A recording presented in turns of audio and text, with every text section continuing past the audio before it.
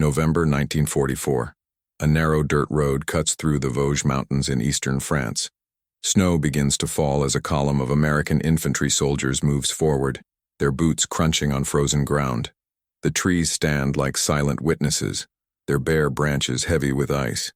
Among them walks a young Apache soldier named Thomas Neltahi, his eyes scanning the tree line with an intensity that sets him apart from the others. His face is weathered beyond his 22 years, marked by wind and sun and the kind of watchfulness that comes from growing up in a place where reading the land means survival. Behind him, Corporal James Kowalski mutters to his buddy, loud enough for Thomas to hear. "Great, we got ourselves a savage playing Daniel Boone. What's next? Smoke signals?" The men around him chuckle nervously, their breath forming clouds in the cold air. Thomas doesn't turn around. He's heard it all before. Chief, Tonto, Redskin, Geronimo. The names pile up like the snow gathering on his shoulders, each one a small cut that he's learned to ignore.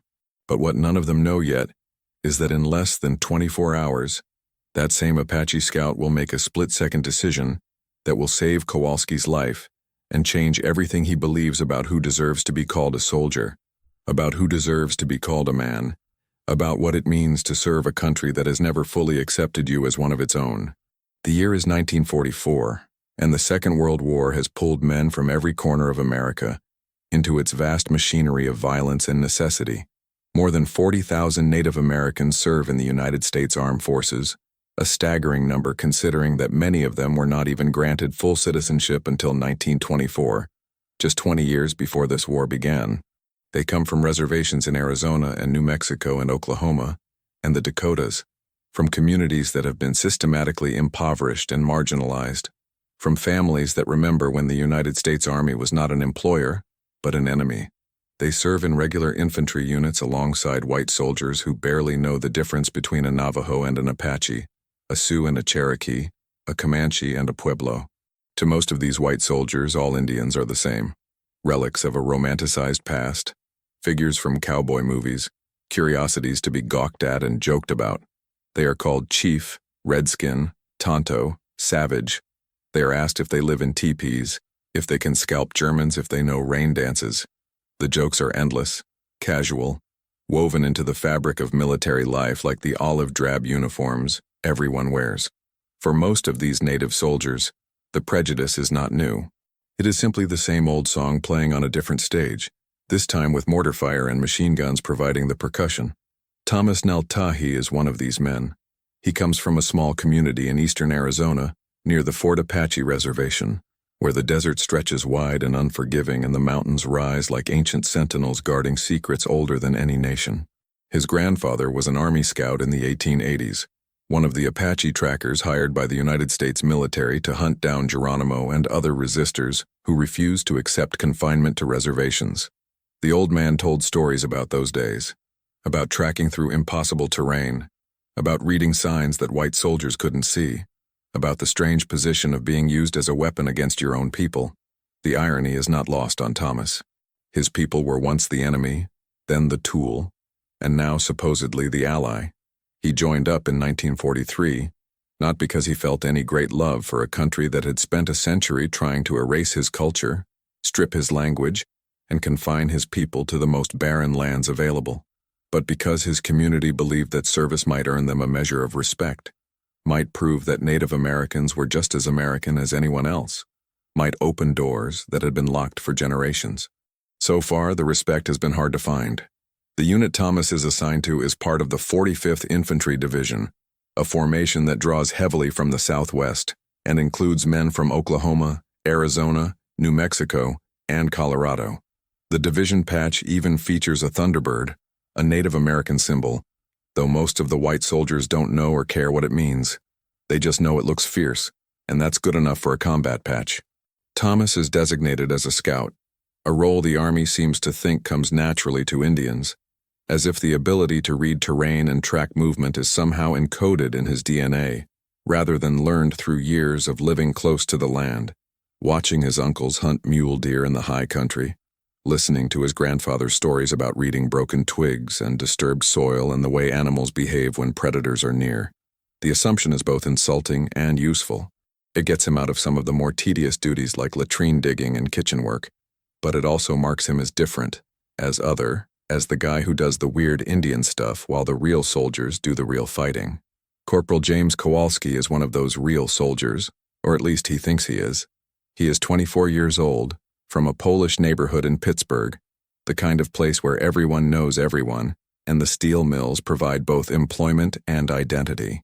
He is the son of a steel worker who came over from Krakow in 1910, who taught him that you earn respect with your fists and your work ethic, not with anything as soft as sensitivity or understanding. Jim is tough, loud, and confident. He survived the invasion of Sicily in 1943, the brutal fighting at Salerno where the Germans nearly pushed the Americans back into the sea, and the long slog up the Italian peninsula through mud and mountains and endless rain. He has seen friends die, has killed men himself, has developed the kind of dark humor and casual cruelty that soldiers use to insulate themselves from the horror of war. When Thomas Neltay joined the unit in the summer of 1944, fresh from training and looking impossibly young, Jim saw just another replacement, another unknown quantity who would either prove himself or get killed. And when he learned Thomas was Apache, he saw an opportunity for easy jokes. Chief, Savage, Sitting Bull, Tonto. The names come easily, reflexively, and Jim doesn't think much about them. Everyone ribs everyone in the army. The Italians get called wops, the Jews get called kikes, the Irish get called mix, and the Indians get called whatever Indian name pops into your head. It's just how things are. It doesn't mean anything. Or so Jim tells himself. But Thomas is not like the other replacements. He is quiet, observant, and unnervingly competent. When the company moves through forests, Thomas walks point, his eyes constantly moving, reading the landscape in ways that seem almost supernatural to the other men. He notices things. A branch broken at an unnatural angle, boot prints too evenly spaced to be from a casual patrol, the absence of birdsong in a stretch of woods that should be full of life, the way the ground has been disturbed in a pattern that suggests a buried mine or a hastily concealed foxhole. At first the men dismiss his observations. They figure he's just jumpy, just another new guy seeing ghosts in every shadow. But Sergeant Bill Henderson, a pragmatic veteran from North Carolina who has seen enough combat to know that survival trumps pride, listens to Thomas and often acts on his advice. When Thomas says a particular road looks wrong, Henderson orders a patrol to check it out, and sure enough, they find a German machine gun nest covering the approach. When Thomas suggests avoiding a seemingly empty farmhouse because the chickens in the yard are too quiet, Henderson listens, and later they learn the house was rigged with booby traps. Slowly, grudgingly, some of the men begin to trust Thomas's instincts, but others, including Jim Kowalski, see Thomas's caution as superstition, as Indian mumbo-jumbo, as the kind of thing that slows down a unit and makes them look weak. The tension comes to a head in mid-November, as the division pushes deeper into the Vosges Mountains. The campaign has been brutal. The Germans are dug in, fighting a desperate defensive campaign, and the terrain favors them completely. The forests are dense and dark. The roads are narrow and winding, and every village is a potential death trap. The weather is miserable, cold and wet, with snow beginning to fall as autumn gives way to winter. The men are exhausted, their uniforms caked with mud, their feet perpetually cold and damp. Trench foot is becoming a serious problem, and morale is low. They have been fighting almost continuously since landing in southern France in August, and the end of the war, which seemed so close after the breakout from Normandy, now feels impossibly distant. The company is tasked with clearing a road that leads to a small French town called Saint-Dié-des-Vosges. Intelligence reports suggest light resistance, maybe a few stragglers, nothing the experienced men of the 45th can't handle. The plan is simple.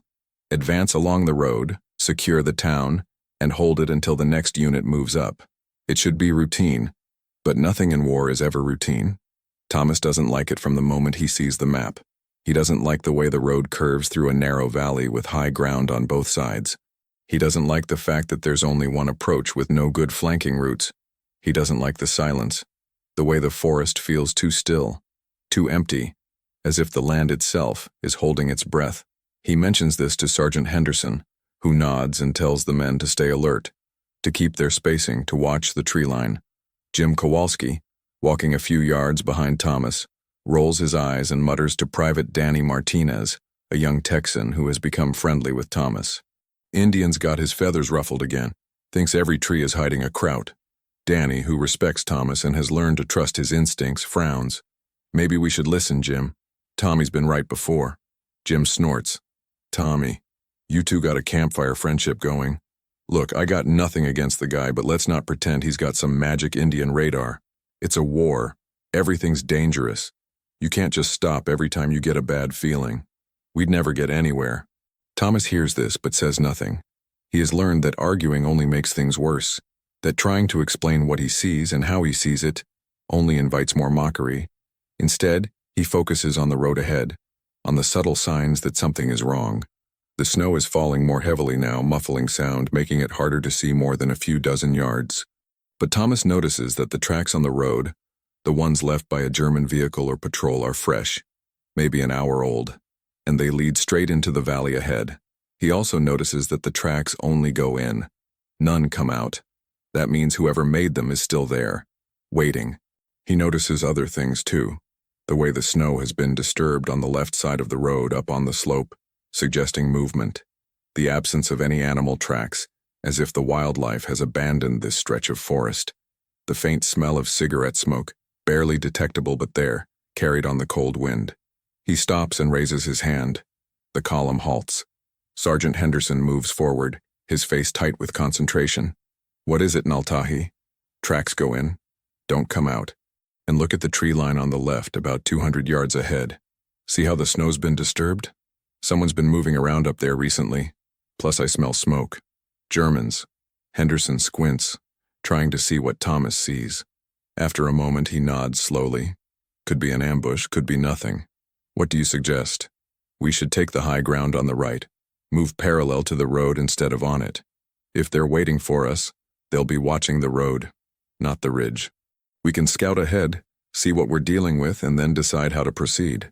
It's a sensible suggestion, the kind of tactical thinking that any competent soldier might offer. But before Henderson can respond, Jim Kowalski speaks up, his voice loud enough for several men to hear. Sarge, with respect, we've been walking all morning and we're behind schedule. If we detour every time the chief gets a hunch, we'll never get anywhere. Intelligence said light resistance. Let's just push through. We're wasting time. Henderson looks between Thomas and Jim, weighing the options.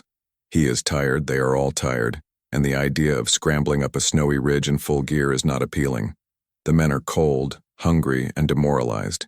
He can see it in their faces, the way they stand with shoulders hunched, the way they avoid his eyes. Pushing them harder might break what little morale remains. But he has also learned to trust Thomas, has seen him be right too many times to ignore him now. We'll split the difference. Naltahe, take Martinez and 2 others, scout the ridge. Rest of us will hold here until you signal it's clear. If you see anything, you let us know before we move forward. Understood? Thomas nods. Understood, Sergeant. Jim shakes his head but says nothing more. He leans against a tree, pulls out a cigarette, and lights it with hands that are red and chapped from the cold. He watches Thomas gesture to Danny Martinez and 2 other soldiers, and the 4 of them begin moving up the slope, away from the road. The rest of the company waits, huddled in whatever cover they can find, smoking cigarettes and stamping their feet to stay warm. The minutes drag by. 5, 10, 15. Jim finishes his cigarette and lights another. He is about to make another sarcastic comment, when, from up on the ridge, a sharp whistle cuts through the air. It's Thomas's signal. Henderson tenses immediately. Another whistle, 2 short bursts. Danger, contact. The sergeant immediately orders the men to spread out, to take cover, to prepare for contact. Some of them dive behind trees, others crouch in ditches beside the road. Still others scramble for the meager protection of rocks and fallen logs. Jim, still skeptical, moves more slowly, taking a position behind a fallen log. He is about to say something sarcastic, something about false alarms and Indian superstition, when the world explodes. The German machine gun opens up first, a brutal staccato that rips through the air where the column had been standing just moments before. The MG-42, the weapon the Americans call Hitler's buzzsaw, fires at an insane rate, 1,200 rounds per minute, a sound like cloth tearing but amplified 1,000 times. Bullets chew through the snow, splinter tree trunks, ricochet off rocks. Then the mortars start falling, shells screaming down and detonating in the road, throwing up geysers of dirt and snow and shattered stone. The ambush is perfectly positioned, a textbook killing zone designed to shred an advancing column. If the company had kept moving forward as Jim wanted, if they had ignored Thomas's warning and pushed through, they would have walked right into it. Men would be dead now, torn apart by machine gun fire and shrapnel. Instead, because Thomas spotted the signs and Henderson listened, they are spread out, in cover, and ready to fight back. But the Germans are not done. From the tree line on the left, exactly where Thomas said he saw disturbance in the snow, a squad of infantry begins advancing, trying to flank the pinned Americans. They move in short rushes, covering each other, professional and disciplined. Henderson is shouting orders, trying to organize a defense, directing fire, calling for the mortar team to set up and return fire. The Americans respond, M1 Garands and bars opening up, the sharp crack of rifle fire mixing with the deeper thump of grenades. The firefight is chaotic, deafening, a confusion of smoke and noise and fear. Jim, crouched behind his log, fires his M1 Garand at the advancing Germans, feeling the familiar kick of the rifle, the smell of gunpowder sharp in his nostrils, the adrenaline that turns fear into action. He sees a German soldier fall, doesn't know if it was his shot or someone else's, doesn't care. He just keeps firing, ejecting the empty clip with that distinctive ping, reloading, firing again. He doesn't see the German soldier who has worked his way around to his right, moving through the trees with the patience of a hunter. He doesn't hear the man's footsteps in the snow, muffled by the noise of battle. He doesn't notice the stick grenade being pulled from a belt, the porcelain cap unscrewed, the pull cord yanked. He doesn't see it thrown in a high arc toward his position, tumbling end over end through the falling snow. But Thomas sees it. He has worked his way back down from the ridge, moving fast, using the terrain for cover. And he sees the grenade tumbling through the air, sees the trajectory, calculates where it will land, sees Jim Kowalski crouched behind the log with his back to the threat, completely unaware. There is no time to shout a warning, no time for Jim to hear him over the noise of battle, no time for Jim to turn and see the danger and react. There is only time for Thomas to sprint forward, closing the distance in a few long strides, and throw himself at Jim, hitting him hard in the side and driving him sideways, away from the log, both of them tumbling into the snow just as the grenade detonates. The explosion is deafening, a sharp crack followed by a wave of pressure that slaps the air from their lungs. Shrapnel rips through the space where Jim had been crouched a half-second before, shredding the log, tearing into the ground, embedding itself in tree trunks. Thomas feels a hot sting in his left shoulder, a piece of metal slicing through his uniform and into the muscle beneath, but he ignores it. His body flooded with adrenaline. He and Jim are tangled together in the snow, and for a moment, Jim doesn't understand what happened. His ears are ringing, his vision blurred. Then he sees the smoking crater where he had been, sees the shattered log, sees the blood on Thomas's shoulder, dark against the olive-drab fabric, and the realization hits him like a physical blow, like a punch to the gut that drives all the air from his lungs. The Apache just saved his life. The firefight continues for another 20 minutes, but the Americans have the advantage now. With Thomas's early warning, they were able to set up a defensive position instead of being caught in the open. The German ambush, once sprung prematurely, loses its effectiveness. The machine gun is silenced by a well-placed mortar round. The flanking squad is driven back by concentrated rifle fire. The enemy soldiers withdraw, melting back into the forest, leaving their dead behind. The Americans secure the area, setting up a perimeter, checking for more threats. Medics move among the wounded, their hands quick and efficient, applying bandages, administering morphine, tagging men for evacuation. Miraculously, no one is killed, though several men are hit by shrapnel. The worst injury is a private who took a bullet through the thigh, missing the femoral artery by inches. Thomas's shoulder wound is not serious, a deep cut, but nothing that will take him out of action. A medic bandages it while Thomas sits quietly on a rock, his face unreadable, his breathing steady. Jim Kowalski approaches slowly. His legs feel weak. His hands are shaking, not from fear but from the aftershock of almost dying, from the sudden understanding of how close he came to being erased from existence. He stands in front of Thomas for a long moment, trying to find words.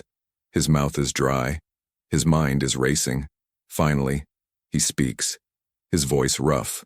"You saw the grenade." Thomas nods once. "Yeah, you didn't have to do that. You could have just yelled, could have saved yourself.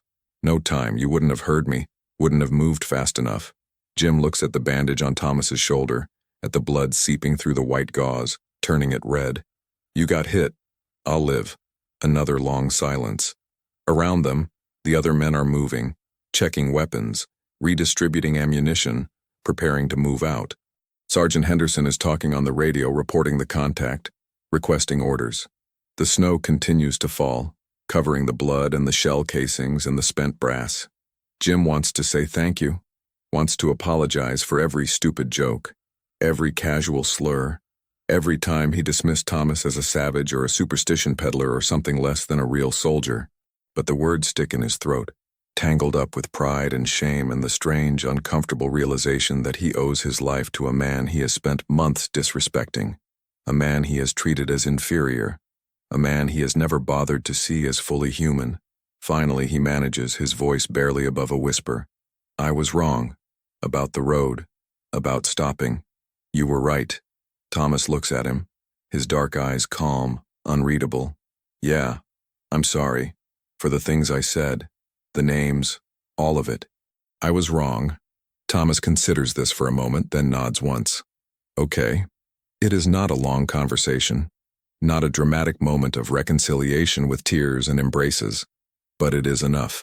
From that day forward, Jim Kowalski never calls Thomas Naltahi by anything other than his name or his rank. He never questions Thomas's judgment again. When Thomas says a village looks wrong, Jim listens. When Thomas suggests a different route, Jim agrees without argument. When Thomas points out something unusual, Jim pays attention. The change is noticed by the other men in the unit, and slowly, almost imperceptibly, the casual racism that had been part of the unit's culture begins to fade. Not entirely, not completely, but enough to matter. Thomas remains quiet, professional, doing his job without seeking recognition or praise. But the men know. They know that the Apache scout is the reason some of them are still alive. They know that his instincts, his ability to read the land, his patience and observation, have saved them more than once. Respect, hard-earned and genuine, begins to replace the mockery. The war grinds on through the winter of 1944 and into the spring of 1945. The company fights through the rest of the Vosges campaign, brutal house-to-house fighting in frozen villages, then pushes into Alsace, liberating towns that have changed hands between France and Germany multiple times over the centuries. They cross the Rhine in March, one of the last great obstacles, and push into Germany itself. The fighting is fierce. The Germans are defending their homeland now, and even as the Third Reich collapses, individual units fight with desperate ferocity. Thomas continues to serve as a scout, continues to read the land and the enemy with uncanny accuracy.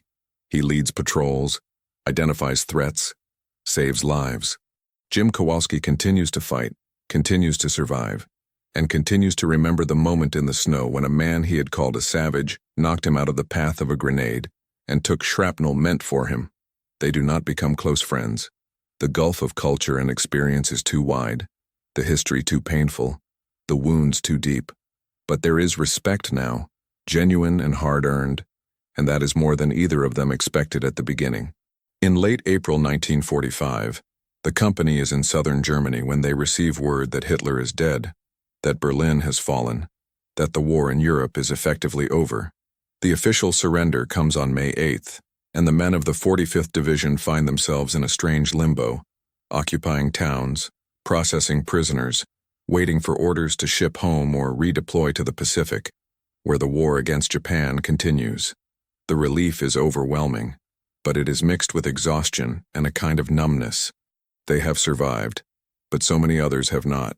The men begin to process what they have been through, to reckon with the things they have seen and done. Thomas Naltahi receives his discharge papers in July 1945. He is 23 years old. He has served for 2 years, has seen combat across 2 countries, has saved lives and taken them. He is awarded a Bronze Star for valor, though the citation is vague and does not mention Jim Kowalski by name, does not detail the specific action, simply notes his conspicuous gallantry in action. When the medal is pinned to his uniform at a small ceremony, Thomas accepts it with the same quiet dignity he has shown throughout the war. He does not smile. He does not make a speech. He simply salutes and walks away.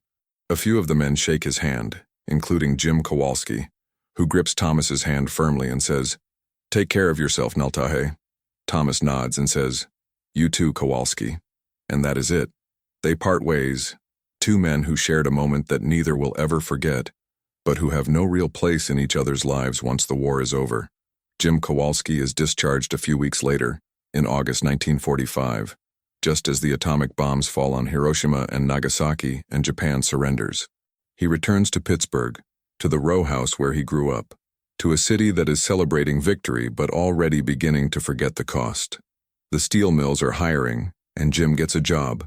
The same kind of work his father did, hard and hot and dangerous but steady.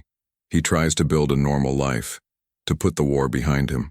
He meets a woman named Helen at a church social in 1946, a pretty girl with dark hair and a quick smile who works as a secretary. They court for a year, and Jim marries her in the spring of 1947, a simple ceremony followed by a modest reception. They rent a small apartment, and Jim works long hours at the mill, saving money. Their first child, a son named Michael, is born in 1948. Their second, a daughter named Sarah, arrives in 1951. Jim works hard, provides for his family, and rarely talks about the war. When people ask, he says he was in the infantry, saw action in Italy and France and Germany, and leaves it at that. He does not mention the ambush in the Vosges. He does not mention Thomas Naltahe. He does not mention the grenade or the split-second decision that saved his life. It is not that he has forgotten. It is that he does not know how to explain it, how to reconcile the man he was with the man he is trying to be, how to admit that he was wrong about so many things. The years pass. The 1950s become the 1960s. The 1960s become the 1970s. Jim Kowalski watches his children grow up, watches the world change around him. The civil rights movement forces America to confront its racism in ways that are uncomfortable and necessary. Jim, watching the news, seeing the marches and the protests and the violence, thinks sometimes about Thomas, about the casual cruelty he once thought was harmless, about the assumptions he made based on nothing more than the color of a man's skin and the shape of his features. He wonders where Thomas is, whether he survived the war only to return to a reservation where opportunities are scarce and respect even scarcer, where the promises made to Native veterans are broken as casually as all the other promises made to Native people. He thinks about trying to find him, about writing a letter, about saying the things he should have said in 1945, but he never does. The shame is too deep, the distance too great, the years too many. In 1982, Jim retires from the steel mill. He is 62 years old, his hands scarred from decades of hard work, his lungs damaged from years of breathing in smoke and metal dust and the particulates that float through the air of a foundry. He and Helen move to a smaller house in the suburbs, and Jim spends his days working in the garden, watching television, reading the newspaper, and trying not to think too much about the past. But the past has a way of catching up, of demanding attention. In 1989, he suffers a mild heart attack. The doctors say he will recover, that his heart is strong enough if he takes his medication and watches his diet and doesn't overexert himself. But the brush with mortality shakes him, forces him to confront the fact that his time is limited, that there are things left unsaid, debts left unpaid. He begins to think more about the war, about the men he served with, about the moments that defined him, about the things he wishes he had done differently. One evening in the autumn of 1992, his children come to visit. Michael is 44 now, a high school history teacher with 2 kids of his own, a good man who inherited his father's work ethic but not his silence. Sarah is 41, a nurse at a hospital in the city, married but childless, devoted to her work. They sit around the kitchen table in the small suburban house drinking coffee, talking about nothing in particular, when Michael mentions that his son, Jim's grandson, has to do a project for school about World War II. The boy, who is 13 and curious about everything, wants to interview a veteran, and Michael suggests that maybe Jim could talk to him, share some stories, give the kid some first-hand perspective. Jim is quiet for a long moment, staring into his coffee cup. Then he says, his voice soft, There's a story I never told you. About the war. About why I'm here. Michael and Sarah exchange glances. Their father has always been tight-lipped about his service, offering only the barest details, deflecting questions with vague answers. The idea that he is willing to share something now, something real, is surprising. What story, Dad? Sarah asks gently, reaching across the table to touch his hand. Jim takes a deep breath. He is 72 years old now, his hair white, his face lined with age and the weight of years. But when he speaks, his voice is steady, and the memories are as clear as if they happened yesterday. There was a man in my unit, a soldier. His name was Thomas Naltahi. He was Apache from Arizona, and I treated him like garbage. He tells them the whole story then, slowly, carefully, not sparing himself. He tells them about the casual racism, the jokes, the names he called Thomas. He tells them about his assumptions, his arrogance, his belief that he was somehow superior because he was white and Thomas was Indian. He tells them about the ambush in the Vosges, about how Thomas warned them and he, Jim, argued against listening, argued for pushing through, for ignoring the signs that Thomas saw so clearly. He tells them about the grenade, about the split second when Thomas threw himself forward and knocked Jim out of the way, taking shrapnel in the process, saving Jim's life at the risk of his own. He tells them about the shame he felt afterward, the inadequate apology he offered, the respect that came too late. He tells them that he never saw Thomas again after the war, never tried to find him, never wrote a letter, never said a proper thank you, never acknowledged the debt he owed in any meaningful way. When he finishes, there are tears in his eyes, the first tears his children have ever seen him shed. Michael and Sarah are silent, absorbing the story, trying to reconcile this version of their father, flawed and regretful, with the man they have known all their lives, the steady provider, the quiet presence. Finally, Sarah speaks, her voice gentle. Dad, why didn't you ever tell us this before? Jim wipes his eyes with the back of his hand, a gesture that makes him look suddenly old and vulnerable. Because I was ashamed. Because I didn't know how to explain that I was the kind of man who called another soldier a savage, who thought I was better than him because of the color of his skin, because of where he came from, and because I didn't know how to explain that he saved my life anyway, even after everything I said, even after all the disrespect. He didn't have to. He could have let that grenade land and walked away, and no one would have blamed him. Hell, some people might have said he was justified. But he didn't, he saved me. And I never thanked him properly, I never made it right. Michael leans forward, his teacher's mind already working. Do you know what happened to him? After the war? Jim shakes his head slowly. No. I tried to look him up once years ago. Must have been the 70s, but I didn't get very far. There are a lot of Naltahis in Arizona, and I didn't know where exactly he was from, didn't know if he even went back there. I wrote a letter to the Veterans Administration, asked if they had any information, but they said they couldn't give out personal details. I like to think he made it home, that he had a good life, that he found some measure of peace. But I don't know. And that's another thing I'll have to live with. Sarah reaches across the table and takes her father's hand, squeezing it gently. It sounds like he was a remarkable man. He was, Jim says quietly, his voice thick with emotion. He was a better man than I was, a better soldier, a better human being, and I owe him everything. If it wasn't for Thomas Naltahi, I wouldn't be sitting here. You wouldn't exist. None of this, none of the life I've built, none of the happiness I've had, none of it would be real. It all exists because a man I disrespected, a man I called a savage, decided that my life was worth saving anyway. The room is quiet. Outside, the sun is setting, casting long shadows across the kitchen, painting the walls in shades of gold and amber. Jim looks at his children, at the life he has built, and he thinks about the young Apache scout who made it all possible, who gave him a future he didn't deserve. I want you to know his name, Jim says, his voice firm now, insistent. I want you to remember it. Thomas Naltahi. He saved my life. And even though I never thanked him properly, even though I failed him in that way, I want his name to be remembered. I want people to know what he did. Michael nods slowly, his mind already turning over the implications, the history lesson embedded in his father's confession. We'll remember, Dad, I promise. Sarah squeezes her father's hand again. We'll make sure people know.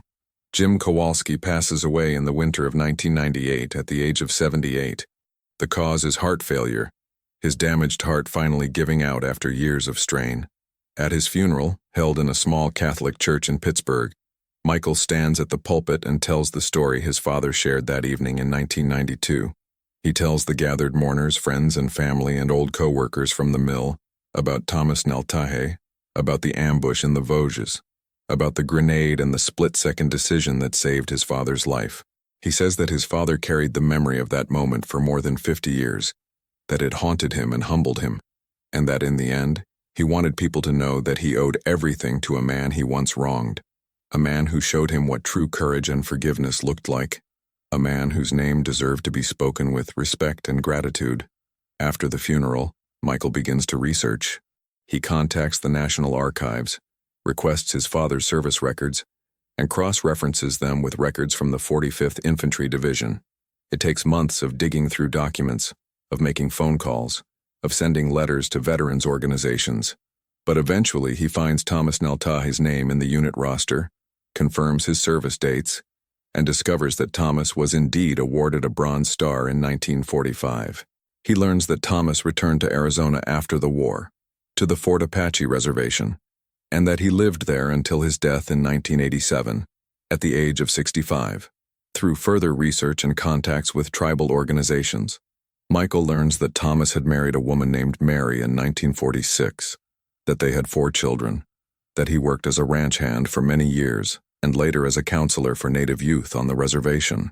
He never spoke much about the war, his family says, but he was respected in his community, known for his quiet strength, his patience, and his willingness to help others.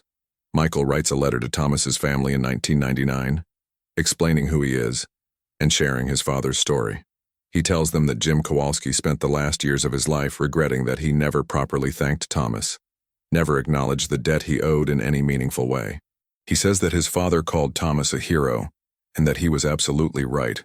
He includes copies of the service records, the Bronze Star citation, and a photograph of his father in uniform. Several weeks later, Thomas's daughter, a woman named Grace, writes back. Her letter is thoughtful and generous.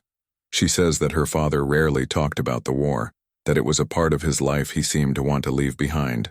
But she remembers one conversation, late in his life when he mentioned saving a soldier in France, a man who had been unkind to him but who changed after that day.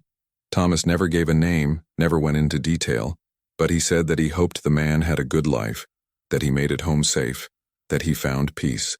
Grace says that her father would be glad to know that the man did make it home, that he had a family, that he lived a long life, and that he remembered. She says that her father believed in doing what was right, regardless of how others treated him, and that this story confirms what she always knew about him, that he was a good man who lived according to his principles. The correspondence between the families continues for several years.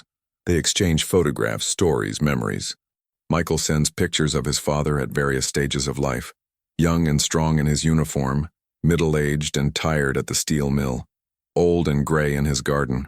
Grace sends pictures of Thomas, a formal portrait in his uniform, a candid shot at a family gathering, a photograph of him on horseback in the Arizona desert. They talk about the war, about the prejudice that Native soldiers faced, about the long and painful road toward understanding and reconciliation. They do not pretend that one act of heroism erases centuries of injustice, but they acknowledge that in the middle of a brutal war, 2 men found a way to see each other as human beings, and that matters, that it counts for something. In 2004, Michael Kowalski is invited to attend a ceremony at the National World War II Memorial in Washington, D.C. The event honors Native American veterans, recognizing their service and sacrifice. Michael is asked to speak, to share his father's story as a way of illustrating the contributions that Native soldiers made and the challenges they faced. He stands at the podium, looking out at the crowd of veterans and families, and he tells the story of Thomas Neltahe and Jim Kowalski. He talks about prejudice and redemption, about the cost of war and the possibility of change. He ends with the words his father spoke that evening in 1992, words that have stayed with him ever since. He saved my life, and I owe him everything. The audience is silent for a moment after he finishes. Then, slowly, They begin to applaud. It is not a loud, triumphant applause, but a quiet, respectful acknowledgement of a story that needed to be told, of a debt that needed to be recognized, of a hero who deserved to be remembered. Several native veterans approach Michael after the ceremony, shaking his hand, thanking him for telling the story, sharing their own experiences of serving in a military that did not always value them, of returning to communities that had been neglected and impoverished. One old man, a Navajo code talker, grips Michael's hand and says simply, "Your father was a good man for remembering. Not everyone does." Thomas Naltahi was 22 years old when he enlisted in 1943, 23 when the war ended in 1945. He served his country with distinction, earned a Bronze Star, saved lives, and asked for nothing in return. He went home to a reservation where jobs were scarce and opportunities limited, where the respect he earned on the battlefield did not always translate to respect in civilian life, where the promises made to Native veterans were often broken or ignored. He raised a family, worked hard, and lived quietly. He did not seek recognition, did not demand gratitude, did not tell his story to anyone who would listen. He simply did what he thought was right, in the moment when it mattered most, and then moved on with his life. Jim Kowalski was 24 years old when he met Thomas in 1944, 25 when the war ended. He returned to a country that celebrated him as a hero, that offered him opportunities through the GI Bill, that gave him a chance to build a future. He took that chance, built a life, raised a family, and worked hard. But he never forgot the young Apache scout who saved him. And in the end, he made sure that his children knew the truth, that he owed everything to a man he once called a savage, a man who showed him what true courage looked like, a man whose name deserved to be remembered with honor and respect. This is their story. It is a story about prejudice and redemption, about the cost of war and the possibility of change. It is a story about two men who served their country in a time of great crisis, who faced death together, and who in the end saw each other not as labels or stereotypes or representatives of different races, but as soldiers, as human beings, as brothers in arms. It is a story about debt and gratitude, about the things we owe each other, about the importance of acknowledging the people who save us, literally and figuratively. It is a story that reminds us that heroism comes in many forms, that courage is not always loud or celebrated, and that sometimes the bravest thing you can do is save someone who has wronged you, because it is the right thing to do. Thomas Naltahi died in 1987, his passing noted in the local newspaper with a brief obituary that mentioned his service in World War II and his work on the reservation. Jim Kowalski died in 1998, his funeral attended by family and friends who knew him as a hardworking man, a devoted father, a quiet presence. But their story did not die with them. It lives on in the memories of their children, in the letters exchanged between their families, in the speech given at the National World War II Memorial, in the countless retellings that have happened since. It lives on as a reminder that we are all capable of change, that we are all capable of recognizing our mistakes and trying, however imperfectly, to make amends. It lives on as a testament to the Native American soldiers who served their country despite facing discrimination and hardship, who proved their valor and their worth on battlefields around the world, and who deserve to be remembered and honored. If you found this story powerful, please subscribe to our channel for more untold stories from history. Leave a comment below sharing your thoughts, and hit the like button to help us reach more people with these important narratives. History is not just about dates and battles and the movements of armies. It is about people, about the choices they make in moments of crisis, about the relationships they form and the debts they owe, about the legacies they leave behind. Thank you for watching, and thank you for remembering the name Thomas Naltahi, an Apache soldier who saved a life and changed a heart.